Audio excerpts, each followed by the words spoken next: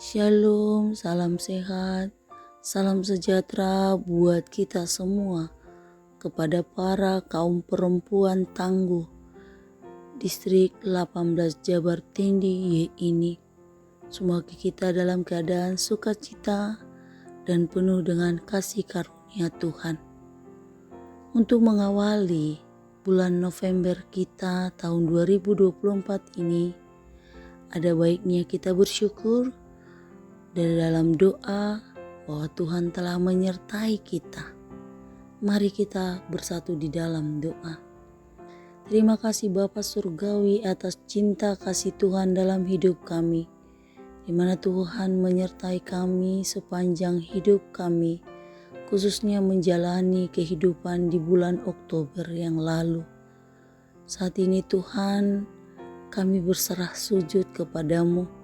Kiranya penyertaan-Mu juga menyertai hidup kami di bulan November ini, agar menjadi bulan sukacita dan penuh berkat untuk menjalani kehidupan kami. Kiranya penyertaan Tuhanlah yang menjagai kami. Hanya di dalam cinta kasih-Mu kami berdoa dan mengucap syukur. Amin. Para kaum perempuan yang dikasihi oleh Tuhan Yesus Kristus, sesuai dengan program PPD Distrik 18 Jabar Tinggi,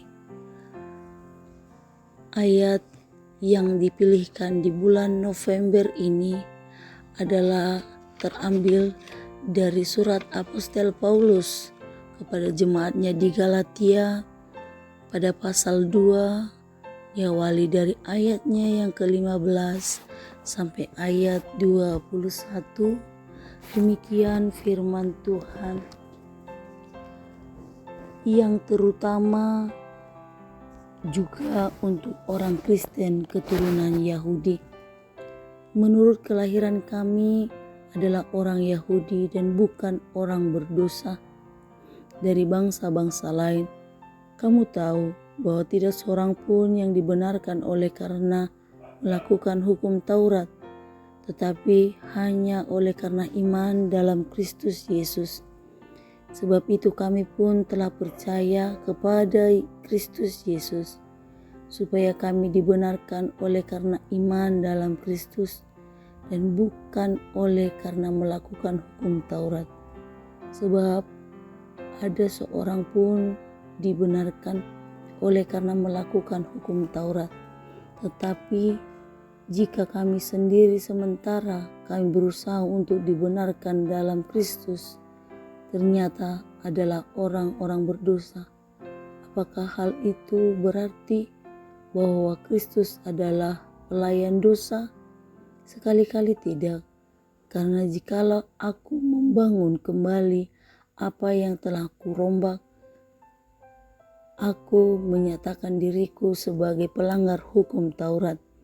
Tetapi aku telah mati oleh hukum Taurat untuk hukum Taurat, supaya aku hidup untuk Allah. Aku telah disalibkan dengan Kristus, namun aku hidup, tetapi bukan lagi aku sendiri yang hidup, melainkan Kristus yang hidup di dalam aku. Dan hidupku yang kuhidupi sekarang di dalam daging adalah hidup oleh iman dalam Anak Allah yang telah mengasihi aku dan menyerahkan dirinya untuk aku. Aku tidak menolak kasih karunia Allah, sebab kiranya ada kebenaran oleh hukum Taurat, maka sia-sialah kematian Kristus. Demikian firman Tuhan. Saudara yang dikasihi Tuhan Yesus Kristus,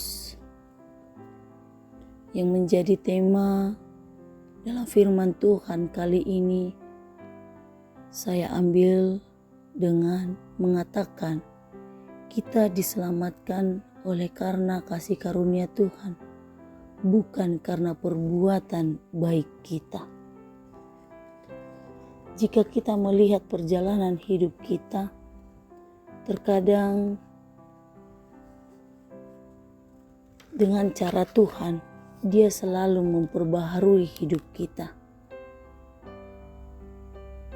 Kita melihat Jika dahulu kita mengalami banyak keterpurukan, penderitaan, sakit penyakit maupun yang lainnya, bisa saja saat ini kita memperoleh sukacita, kesehatan, dan panjang umur. Jika dahulu kita adalah orang yang tidak mau tahu tentang kuasa Tuhan, sekarang Tuhan bisa mengubah kita dan memperkenalkan begitu banyaknya hal-hal yang baik yang telah Dia rencanakan untuk kita. Sama halnya dengan kehidupan Paulus, di mana ia mengalami perubahan yang signifikan, khususnya dalam pola pikirnya yang berubah, mengenal tentang apa itu hukum Taurat.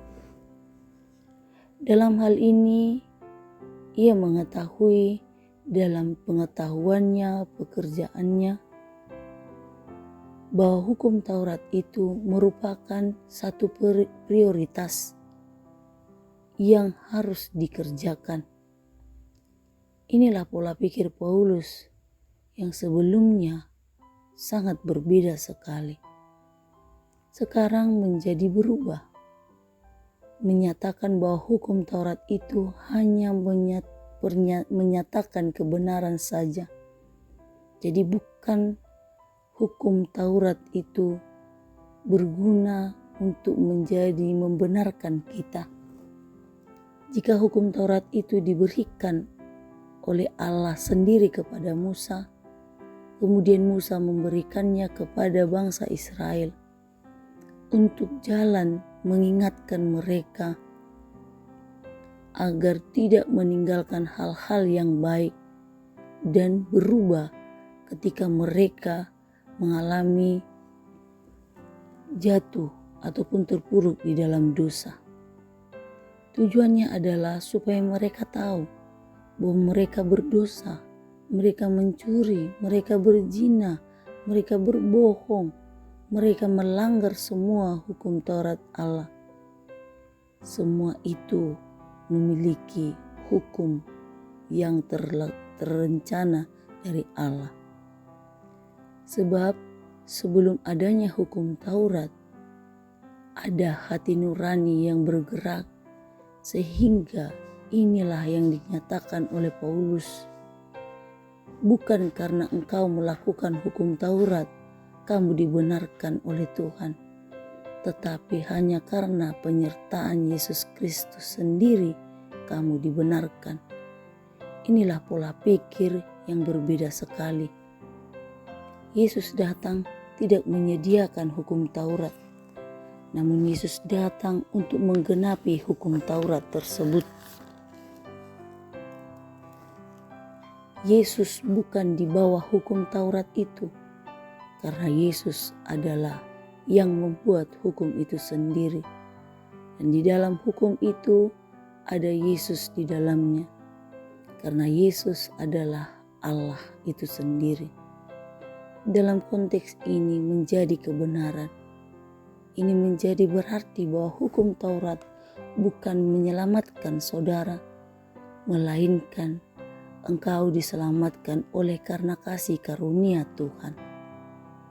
Karena kau melakukan kasih karunia Tuhan itu, maka engkau telah melakukan aturan main daripada Tuhan itu sendiri.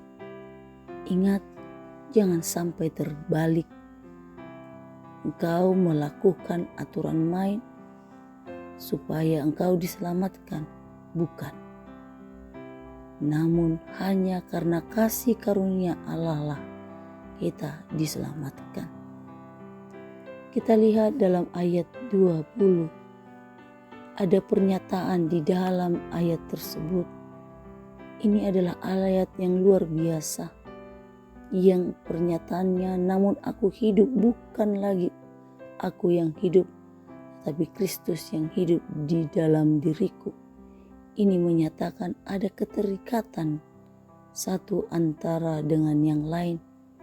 Ada keterikatan antara kehidupan manusia dengan Allah.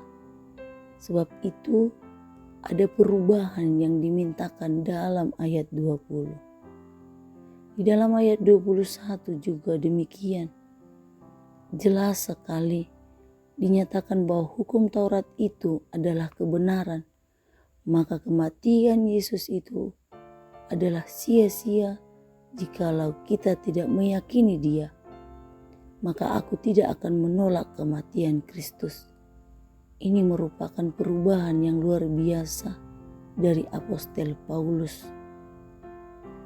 Saudara yang dikasihi oleh Tuhan Yesus Kristus, saudara dibenarkan bukan karena hukum Allah, tetapi engkau dibenarkan semata-mata oleh karena kasih karunia Tuhan.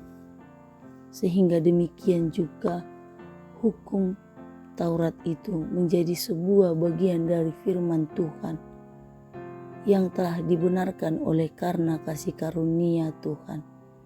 Sehingga lewat firman ini kita penuh dengan ketulusan untuk mengasihi Tuhan. Biarlah firman ini menjadi berkat bagi kita semua.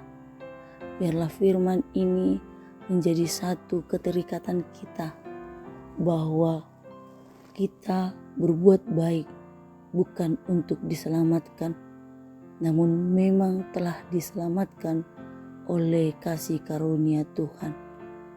Maka terimalah berkat Tuhan melalui kasih karunia-Nya. Biarlah firman ini menjadi berkat bagi kita semua. Tuhan Yesus memberkati. Amin. Mari kita bersatu di dalam doa.